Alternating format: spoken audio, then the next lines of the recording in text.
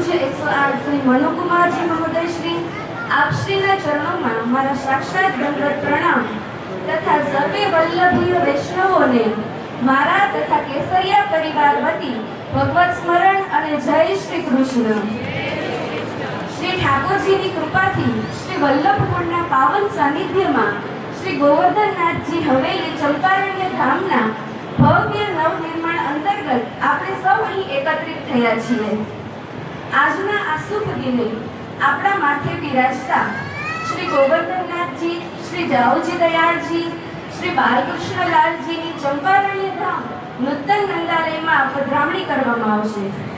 આપણે સૌ જાણીએ છીએ કે પૃષ્ટિ માર્ગમાં હવેલીને, મંદિરને હવેલી કહેવામાં આવે છે।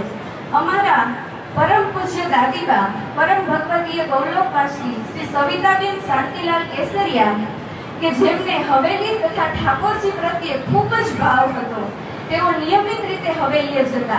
તેમની પ્રેરણાથી અમારા પિતાશ્રી પરમ ભગવદીય કાળુભાઈ કેસરિયા તથા અમારા માતાશ્રી પરમ ભગવદીય ઈલાબેન કેસરિયાએ દ્રઢ સંકલ્પ કરી શ્રી ગોવર્ધનનાથજી હવેલીની સ્થાપના કરી।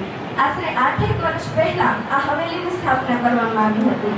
ત્યારબાદ 7 વર્ષ પહેલા તેના માટેની જમીન લેવામાં આવી હતી અને આશરે 7 મહિના પહેલા જન્માષ્ટમીના દિવસે ઠાકોરજીની કૃપા તથા આપશ્રીની કાનીથી તેનું ભૂમિપૂજન કરવામાં આવ્યું હતું અને હવેલીના નિર્માણની શરૂઆત કરવામાં આવી હતી।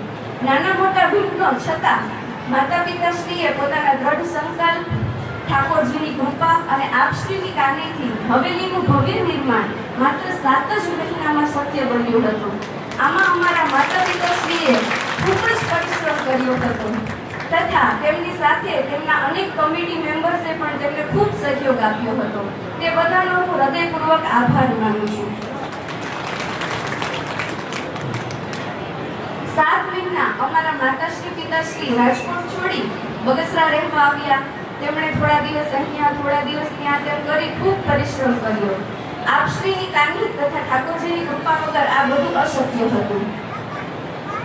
આજે ઠાકોરજી તથા આપશ્રીની આજ્ઞા અને મારા માતા પિતાશ્રીના દ્રઢ સંકલ્પથી શ્રી ગોવર્ધનનાથજી, શ્રી દાઉજી દયાળજી તથા શ્રી બાલકૃષ્ણલાલજીની નૂતન નંદાલયમાં પધરામણી કરવામાં આવશે।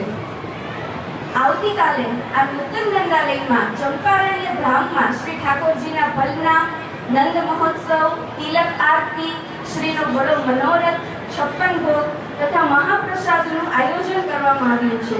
તો સર્વે વલ્લભીય વૈષ્ણવોને આ લાભ લેવા માટે અચૂક પધારો।